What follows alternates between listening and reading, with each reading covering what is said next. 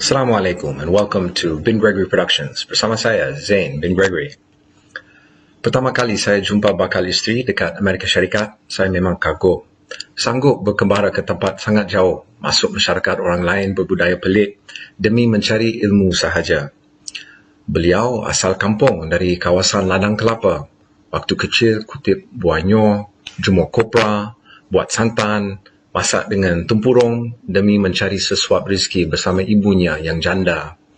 Beliau belajar rajin-rajin sampai dapat pergi overseas, kejar impiannya hingga memperolehi sijil tertinggi PhD dalam bidang khusus di negara orang. Bukan saya nak puji sang isteri aja. Cukup ramai budak Melayu dengan ceritanya lebih kurang begitu. Saya sudah kenal dan menjadi kawan sewaktu di USA dulu. Lepas kahwin si Nun, kami berbulan madu di Malaysia. Baru jumpa orang kiri kanan beritahu, Melayu ni sebenarnya malas. Sumpah, malas, janji. Percayalah, memang bangsa malas. Katanya orang, bukan bangsa lain cakap. Melayu cakap. Heran saya, sudah tentu tidak betul. Dan nampak bukti tak betulnya dengan dua biji mata sendiri. Maka saya tertanya, bagaimanakah fahaman ini muncul dan mengular sampai orang percaya dengan penuh keyakinan. Rupanya tak perlu saya buat kajian sendiri. Sudah lama pernah ada orang Melayu tanya dan jawab soalan yang sama. Buku The Myth of the Lazy Native karya arwah Syed Hussein Alatas terbit pada 1977, baru 20 tahun selepas kemerdekaan Malaya. Antara buku ilmuwan Malaysia yang paling famous di luar negara. Malah di Malaysia pula orang tak kenal sangat. Tak tahulah kenapa. Jadinya dalam video bersiri ini saya cadang nak terangkan beberapa poin bermakna yang saya dapat kutip. Harap bahasa terencat saya dapat mencapai matlamat, memandangkan kandungannya agak halus dan mendalam sikit. Jom kita sama-sama mengupas The Myth of the Lazy Native dalam episod seterusnya. This has been a Bin Gregory production. Salam hormat. Selamat kembali ke siri Mitos Melayu Malas bersama saya Zain bin Gregory, di mana kita mengupas The Myth of the Lazy Native. Buku ini dibaca dan menjadi salah satu sumber rujukan kepada Edward Said dalam buku beliau Orientalism yang melawan falsafah penjajahan, sebuah buku yang sering dibaca di universiti sedunia sampai sekarang. Baiklah, tajuk pertama. Orang Barat mula-mula sampai ke Nusantara pada abad ke-16 tidak pernah sebut sekalipun Melayu itu malas. Sebaliknya, mereka nyatakan bahawa Melayu sibuk berdagang jauh sampai ke Sri Lanka, buat bisnes, pakai modal dan harta sendiri, melayari laut dalam dengan kapal laut sendiri yang dibikin oleh tukang tempatan dan mampu pertahankan diri dengan senjata dan alat perang yang juga keluaran tukang tempatan. Di sini kita nampak sebuah masyarakat yang matang dengan beberapa lapisan, masyarakat yang aktif dan rajin. Mana malasnya? Makin lama makin kuat kuasa penjajah mencipta kata-kata orang Melayu macam Belanda mendapat tanah. Apabila pihak penjajah berjaya mengalahkan negeri-negeri Nusantara, dapat menguasai bandar pelabuhan, letak polisi merkantilisme, lapisan tengah masyarakat Melayu dimusnahkan tahun demi tahun. Golongan bisnismen, golongan tukang mahir dan sebagainya yang merupakan middle class hampir hilang. Kesan monopoli dagangan yang ditegakkan oleh penjajah.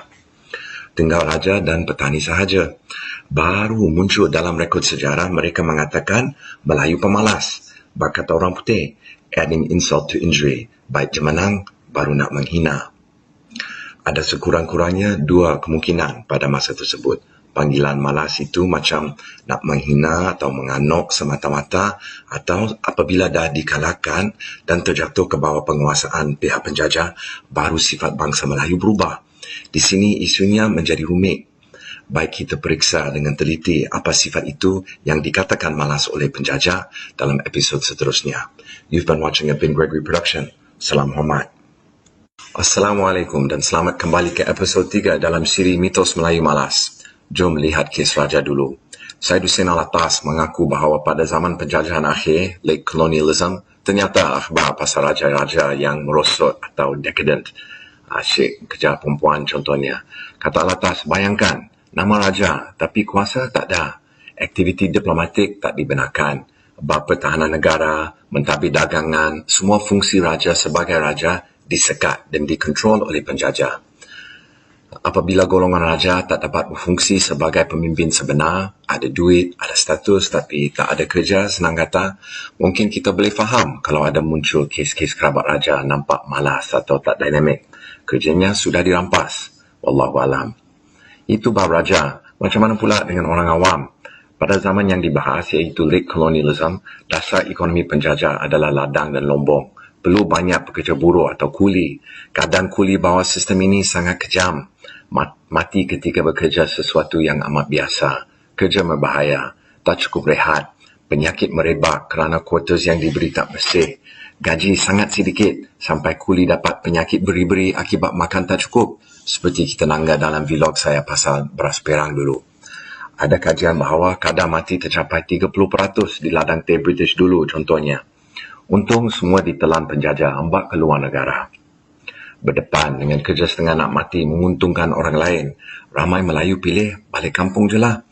Sifat Melayu tak nak masuk ladang getah dan lombong menyusahkan penjajah yang terpaksa import pekerja dari luar. Dan sebab itu semata-mata dikatakan malas. Walhal, balik kampung bukan sesuatu yang senang. Sesiapa ingat duduk kampung, lauk tergugur, sudah masak ke atas tapak, si pernah pegang cangkul atau pikul guni di kebun. Bukan malas itu. Itu sifat tak mau kerjasama dengan sistem kezaliman dan mementingkan kebebasan lebih dari wang. Banyak lagi. Twitter ni bagi 2 minit aja. Datang kembali minggu depan. Salam hormat. Assalamualaikum and welcome back to part 4 of Mitos Melayu Malas. Episod sebelumnya kita nampak bahawa Melayu lebih suka kerja sendiri di kampung dari dieksploitasikan sebagai kuli di ladang atau lombong. Malas itu sebenarnya sifat tak kerjasama dengan kezaliman. Orang putih panggil passive resistance. Menarik. Sebab ada ahli sejarah yang lain katakan raja-raja di Nusantara zaman dulu-dulu sebelum datangnya orang putih tak jadi zalim ke tahap tempat lain. Sebab kalau raja buat teruk sangat, dengan senangnya laki bini boleh ambil perahu pola kampung baru di sungai lain ke pulau lain. Ada yang ada budaya mencari konsensus asal dari punca yang sama. Takut sesiapa yang tak setuju akan belah. Itu terpaksa memastikan sefahaman atau reda semua pihak. Kalau tak, orang putih kata, mereka undi dengan kaki, iaitu pergi je tempat lain.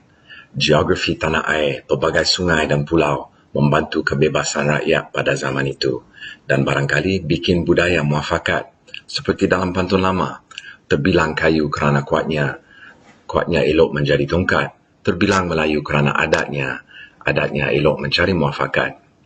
Timber for its strength is praised, make a staff from a sturdy tree. How good the culture of Malays, discussing until all sides agree.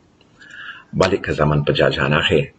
Bangsa lain yang dipuji rajin oleh penjajah jangan salah faham pula. Antara manusia yang diembak ke Malaysia ada yang terpaksa dijual kerana hutang, tak tahu keadaan sebenar di negara orang jauh nun, atau lari dari keadaan lagi teruk, kebuluran dan sebagainya. Asal dari macam mana pun situasi, dah sampai ke Malaysia sudah terperangkap dalam sistem penjajahan. Dan ini penting, tak ada tanah kampung untuk melepaskan diri. Diorang berdepan dengan pilihan kerja atau mati aja. Sangat kejam sistem penjajahan sebenarnya. Macam mana pada zaman ini kita kadang-kadang macam rindu diorang aja. Mungkin kerana batang hidung sidak kacak-kacak kedak ya, si tahulah. Baiklah, tapi ada juga satu lagi soal belum dijawab. Itu zaman penjajahan. Kenapa sekarang tahun 2017 mitos Melayu malas masih bernyawa? Episod seterusnya insyaAllah. Salam hormat. Assalamualaikum and welcome back to the final installment of Mitos Melayu Malas. Dah jelas punca asal mitosnya, tetapi kita mesti tertanya bagaimana mitos ini tak mati-mati lagi. Dah lama merdeka, negara sedang maju, bangunan tinggi-tinggi, tapi perasaan itu tak hilang. Kenapa? Sebab topik ini sentuh keadaan zaman sekarang yang begitu sensitif. Nak ingatkan para penonton, saya hidang saja apa yang dikandung dalam buku ini tanpa menambah apa-apa pun dari diri sendiri. Baiklah, ikut Syed Hussein Alatas, ada beberapa faktornya. Malaysia lain sikit dari negara lain sebab tercapai kemerdekaan tanpa perang terhadap penjajah. Kerana itu, struktur masyarakat tak berubah banyak. Cuma pihak yang pegang kuasa tukar kursi antara mereka sendiri. Wallahualam.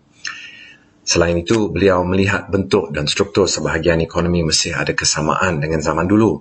Kerja buruh ladang, pembinaan dan kilang mesti tersandar kepada pekerja import dan kerja itu mesti dianggap tak berbaloi pada orang Melayu dan pekerja import mesti dalam keadaan tak bebas sepenuhnya kerana hutang, kontrak dan sebagainya. Menarik.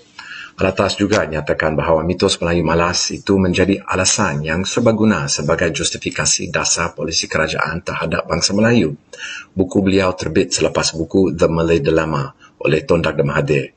Maka Alatas sempat kutuk habis-habisan konsep darah, keturunan dan bangsa yang dinukil oleh Tun Dr. Mahathir. Ikut logiknya, kerana Melayu sifatnya malas, wajib ada kerajaan yang bela Melayu, menjadi champion Melayu dan sebagainya. Tanpa pihak pembela Melayu, Melayu mesti hanyut dalam persaingan dengan bangsa lain kerananya malas. Ikut fikiran tersebut. Sebaliknya, kalau rakyat Melayu rasa tak malas sudah, akan mereka tak perlu kerajaan yang wujud semata-mata untuk membela bangsanya. Di sini Alatas nampak pusingan yang begitu mengukuhkan diri atau a self-reinforcing cycle. Wallahu a'lam.